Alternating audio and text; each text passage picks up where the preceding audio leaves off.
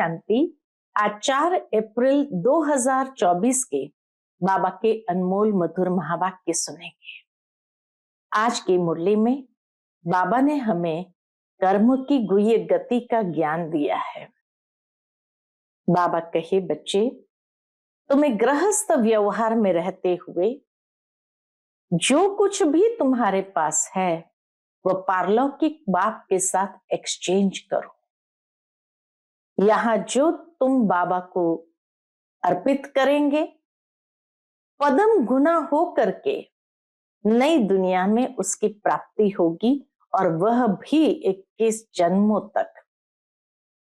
लेकिन बाबा कहे, तुम्हें ध्यान रखना है कि इस दुनिया के अंदर पाप आत्माओं के साथ कोई लेन देन नहीं करनी है, क्योंकि पाप आत्माओं के साथ लेन देन किया तो हिसाब किताब बन जाएगा, और वो हिसाब किताब को कर्म भोगना के रूप में चुकतू करना पड़ेगा। लेकिन ऐसे समय में ड्रामा का ज्ञान भी हमें बहुत मदद करता है। जब बुद्धि में ये बात रखते हैं कि ये ड्रामा अनादि अविनाशी है, ये कल्प पहले भी हुआ था, फिर हुआ है, और इस एक जन्म में भी थोड़ा समय ये कर्म भोगना का पार्ट है जो चुकतू करना है, तो खुशी खुशी उसको चुकतू कर सकेंगे। क्योंकि जब प्राप्ति सामने है कि 21 जन्म, फिर निरोगी काया, कोई प्रकार का दुख दर्द नहीं होगा, ये बुद्धि में रखने से यहां कर्म भोगना को चुकतू करना सहज हो जाएगा। साथ ही साथ बाबा कहे, सवेरे सवेरे उठकर जितना विदेही बनने का अभ्यास करेंगे उतना ही मदद मिलेगी शरीर से डिटैच होकर के उस कर्म भोगना को चुकतू करने की। तो बाबा कहे, बाबा की याद में रह करके अशरीरी बनने का अभ्यास बढ़ाते जाओ। तो सुनते हैं आज के बाबा के अनमोल मधुर महावाक्य। ओम शांति। मीठे बच्चे, गृहस्थ व्यवहार में रहते पारलौकिक बाप से पूरा वर्षा लेना है, तो अपना सब कुछ एक्सचेंज कर दो। ये बहुत बड़ा व्यापार है। आज की मुरली से प्रश्न है, ड्रामा का ज्ञान किस बात में तुम बच्चों को बहुत मदद करता है?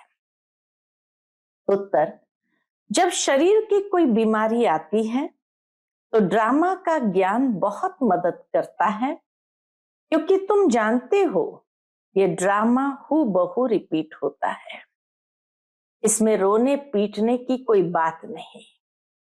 कर्मों का हिसाब किताब चुकतू होना है। 21 जन्म के सुख की भेंट में ये दुख कुछ भी भासता नहीं। तो प्राप्ति 21 जन्म के सामने रखने से इस समय का थोड़ा सा पीरियड है जो दुख दर्द का, वो भासेगा नहीं। ज्ञान पूरा नहीं तो तड़पते हैं।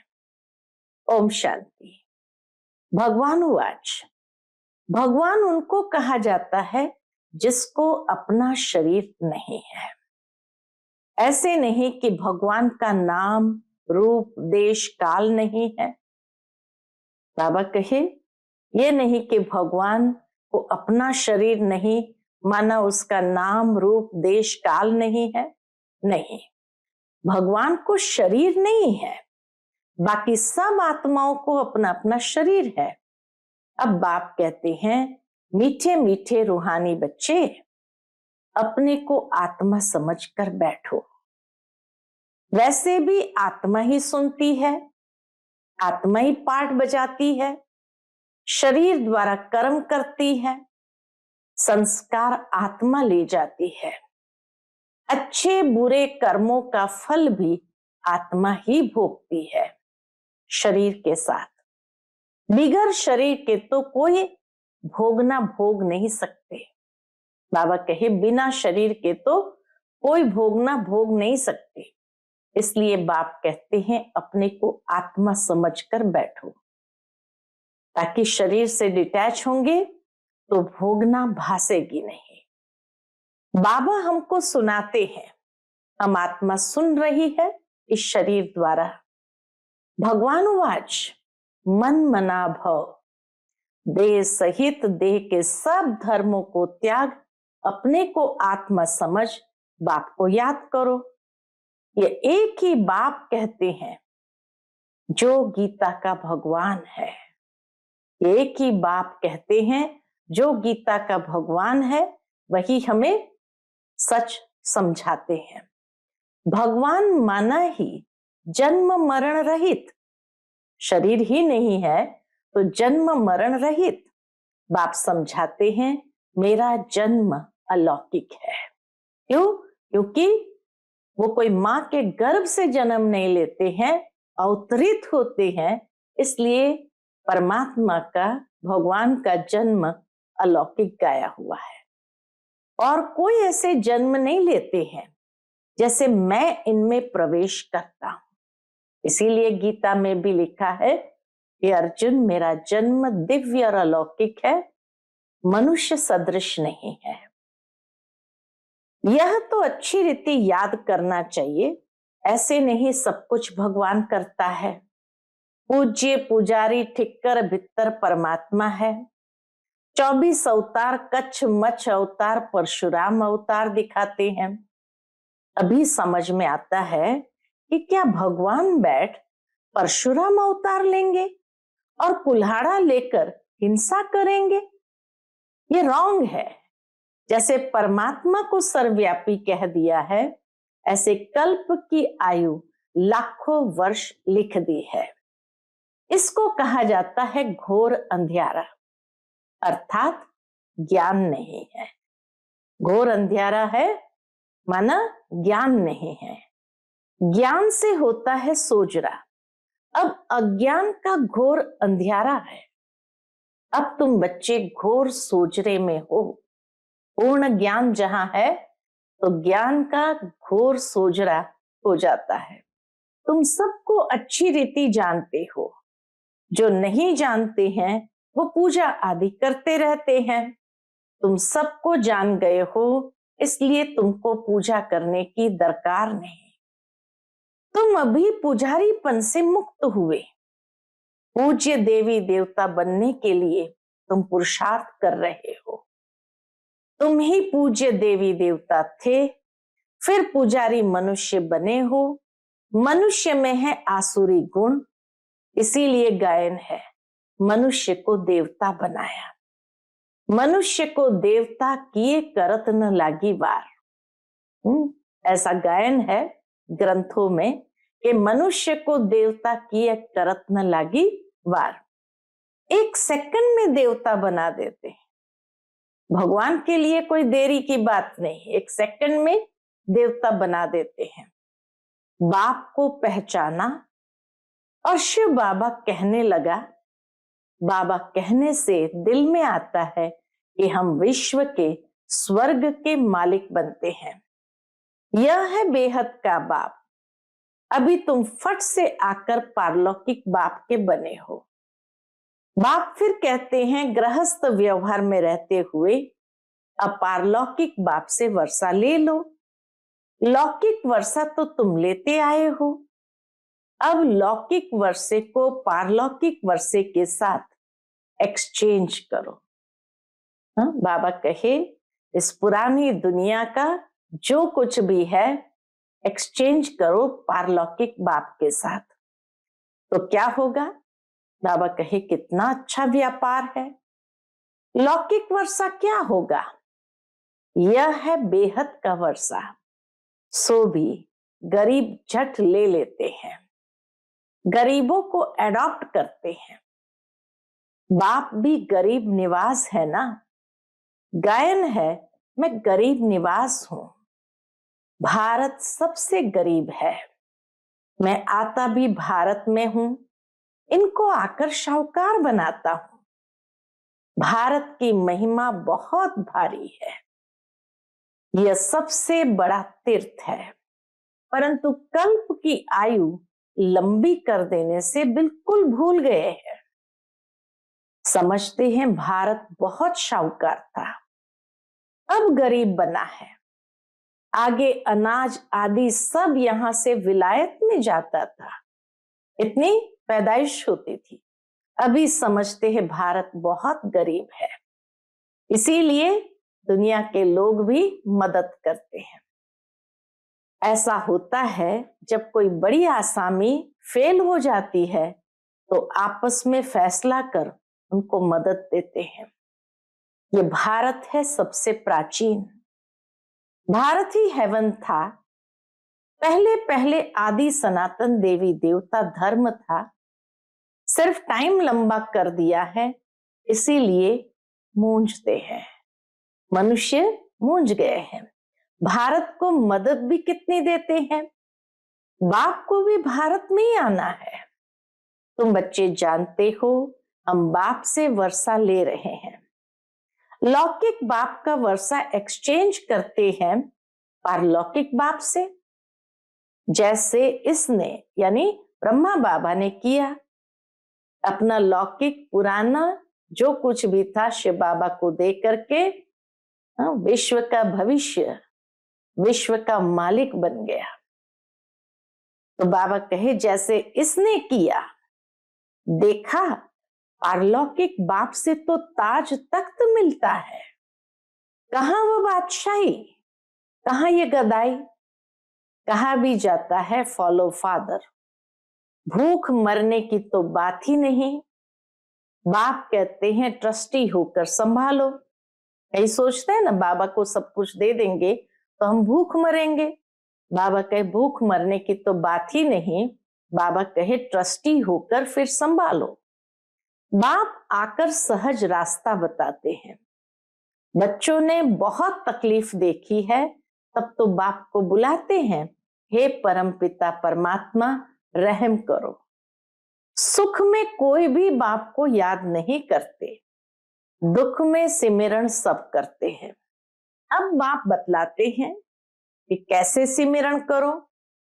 तुमको तो सिमरन करना भी आता नहीं है, मैं ही आकर तुमको बतलाता हूं कैसे सिमरन करना है। तो बाबा सिखाते हैं बच्चे अपने को आत्मा समझो और पारलौकिक बाप को याद करो तो तुम्हारे पाप कट जाएंगे। सिमर सिमर सुख पाओ, कलह क्लेश मिटे तन के, जो भी शरीर के दुख है सब मिट जाएंगे। तुम्हारी आत्मा और शरीर दोनों पवित्र बन जाएंगे। तुम ऐसे कंचन थे, फिर पुनर्जन्म लेते लेते आत्मा पर जंग चढ़ जाती है, फिर शरीर भी पुराना मिलता है। जैसे सोने में एलॉय डाला जाता है, पवित्र सोने का जेवर भी पवित्र होगा, उसमें चमक होती है। एलॉय वाला जेवर काला हो जाएगा। बाप कहते हैं तुम्हारे में भी खाद पड़ी है, उसको अब निकालना है। कैसे निकलेगी? बाप से योग लगाओ। पढ़ाने वाले के साथ योग लगाना होता है ना, यह तो बाप टीचर गुरु सब कुछ है, इसलिए तीनों ही संबंध से हम याद कर सकते हैं। उनको याद करो तो तुम्हारे विकर्म विनाश होंगे और वह तुमको पढ़ाते भी है। पतित पावन सर्वशक्तिमान तुम मुझे ही कहते हो। कल्प कल्प बाप ऐसे ही समझाते हैं। कैसे समझाते हैं? मीठे मीठे सिकिलधे बच्चे, 5000 वर्ष के बाद आकर तुम मिले हो, इसलिए तुमको सिकिलधे कहा जाता है। सिकिलधे माना ही जो बहुत काल से बिछड़े हुए फिर आकर मिलते हैं तो उसको सिकिलधा कहते हैं। अब इस देह का अहंकार छोड़ आत्माभिमानी बनो। आत्मा का भी ज्ञान दे दिया तो बाप बिगर कोई दे ना सके। बाबा ने ही आकर आत्मा का भी ज्ञान दे दिया तो ये बाप के सिवाय कोई भी दे ना सके। कोई मनुष्य नहीं जिसको आत्मा का ज्ञान हो। सन्यासी, उदासी, गुरु, गोसाई कोई भी नहीं जानते। कि आत्मा की वास्तविकता क्या है। अब वह ताकत नहीं रही है, सबकी ताकत कम हो गई है। सारा झाड़ जर्जरीभूत अवस्था को पाया हुआ है। अब फिर नई स्थापना होती है। बाप आकर वैरायटी झाड़ का राज समझाते हैं। कहते हैं, पहले तुम राम राज्य में थे, फिर जब तुम वाम मार्ग में जाते हो तो रावण राज्य शुरू होता है। फिर और धर्म आते हैं। भक्ति मार्ग शुरू होता है। सतयुग त्रेता के बाद जैसे ही द्वापर में आते हैं तो वाम मार्ग माना विकृत मार्ग पर आगे बढ़ते हैं। तो फिर और धर्म भी आते हैं और भारत में भक्ति मार्ग शुरू होता है। आगे तुम नहीं जानते थे। कोई से भी जाकर पूछो, तुम रचयिता और रचना के आदि मध्य अंत को जानते हो? तो कोई भी नहीं बताएंगे। बाप भक्तों को कहते हैं, अब तुम जज करो, बोर्ड पर भी लिख दो। एक्टर होकर ड्रामा के डायरेक्टर, क्रिएटर, प्रिंसिपल एक्टर को नहीं जानते तो ऐसे एक्टर को क्या कहेंगे? हम आत्मा यहाँ भिन्न भिन्न शरीर लेकर पाठ बजाते आते हैं तो जरूर ये नाटक है ना। बाबा कहे, जब भिन्न भिन्न शरीर लेकर पाठ बजाने आते हैं तो जरूर ये नाटक है ना। गीता है माता, बाप है शिव। गीता है माता, बाप है शिव, बाकी सब है रचना। गीता नई दुनिया को क्रिएट करती है। यह भी किसको मालूम नहीं है नई दुनिया को कैसे क्रिएट करते हैं। नई दुनिया में पहले पहले तुम ही हो। अभी यह है पुरुषोत्तम संगम युगी दुनिया।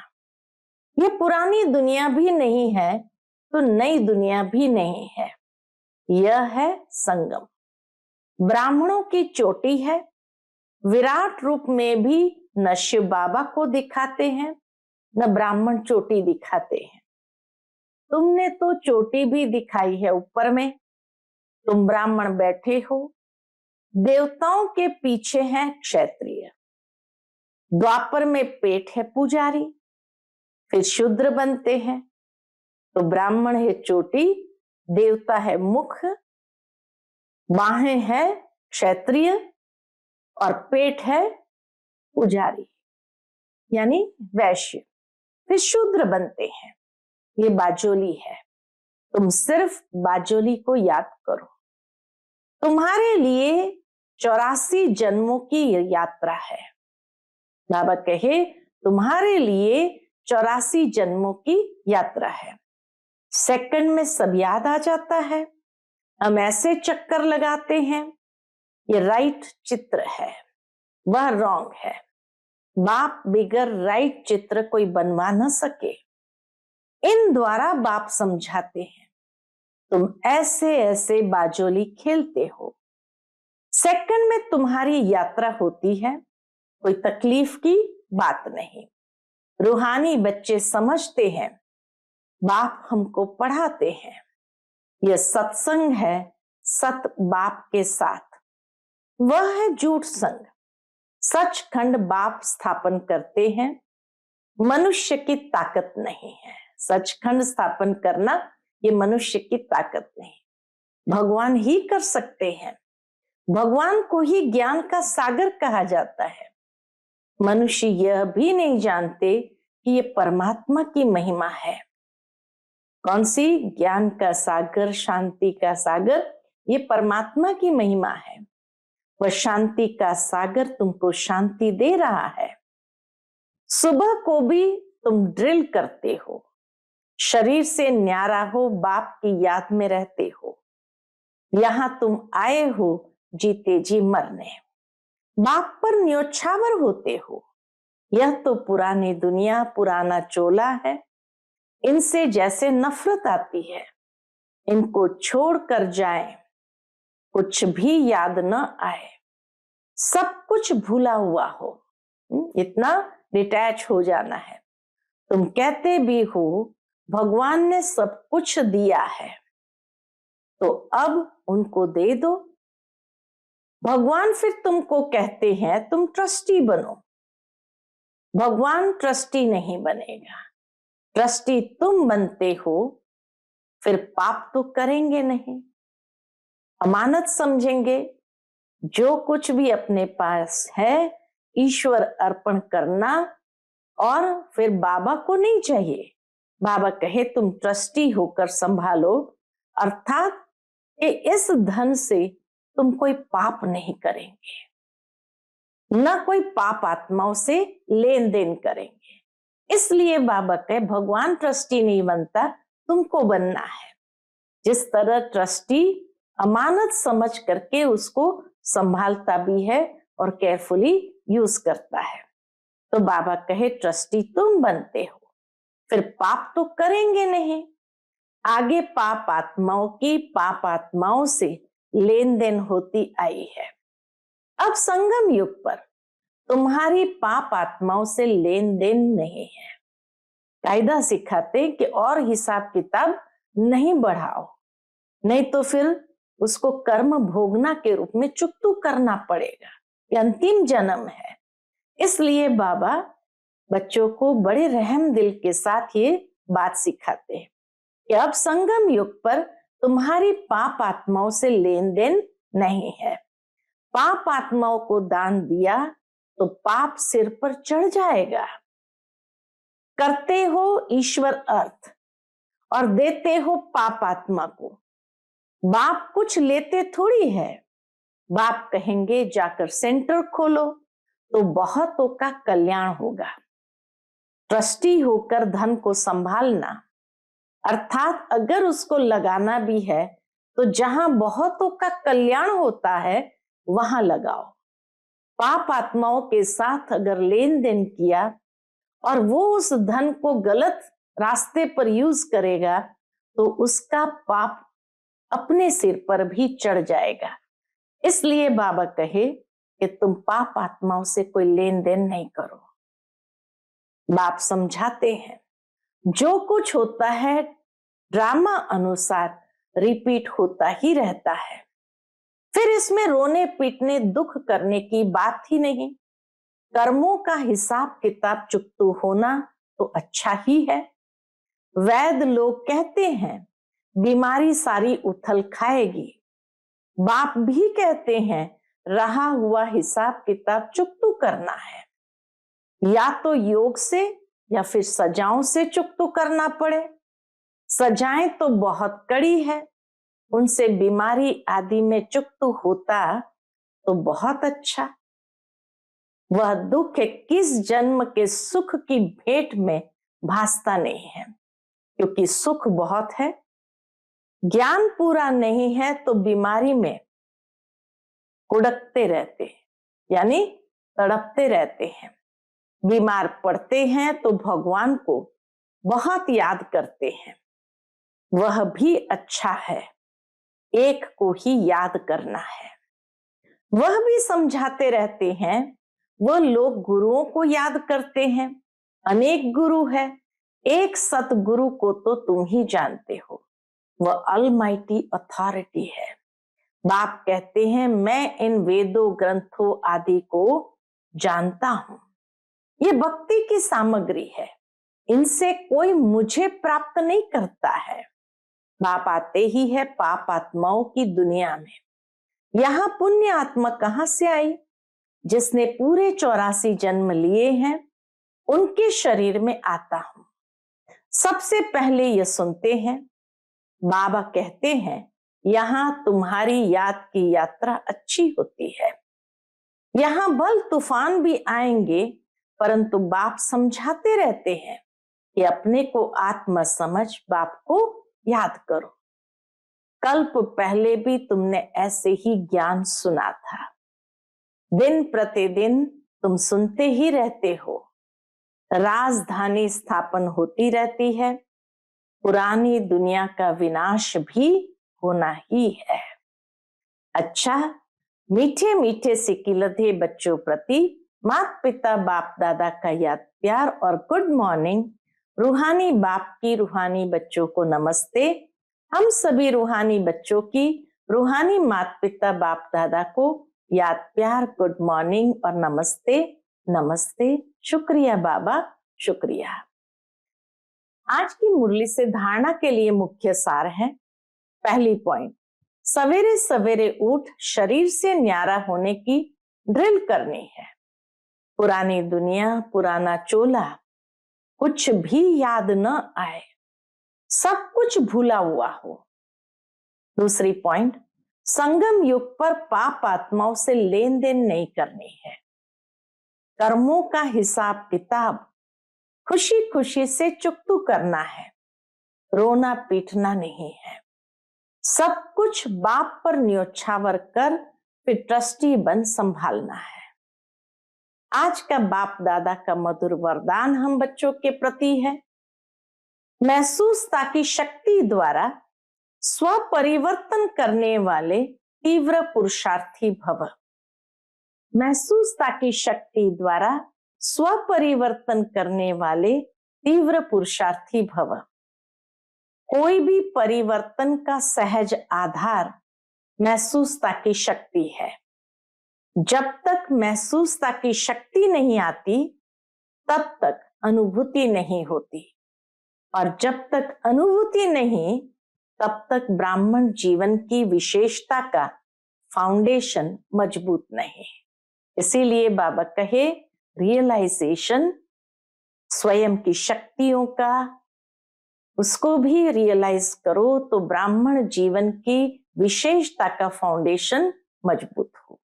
उमंग उत्साह की चाल नहीं, अगर फाउंडेशन मजबूत नहीं तो उमंग उत्साह की चाल नहीं।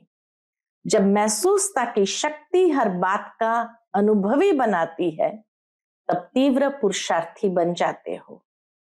महसूसता की शक्ति सदाकाल के लिए सहज परिवर्तन करा देती है। आज का स्लोगन है, स्नेह के स्वरूप को साकार में इमर्ज कर ब्रह्मा बाप समान बनो। स्नेह के स्वरूप को साकार में इमर्ज कर ब्रह्मा बाप समान बनो। जिस तरह ब्रह्मा बाप स्नेह की साकार मूर्ति थे, तो बाबा कहे तुम बच्चों को भी ये अलौकिक स्नेह, दिव्य स्नेह को साकार में इमर्ज करना है, अर्थात इस जीवन में इमर्ज करना है और सबके साथ स्नेह भरा व्यवहार करना है, अर्थात ब्रह्मा बाप समान बनना है। अच्छा, ओम शांति।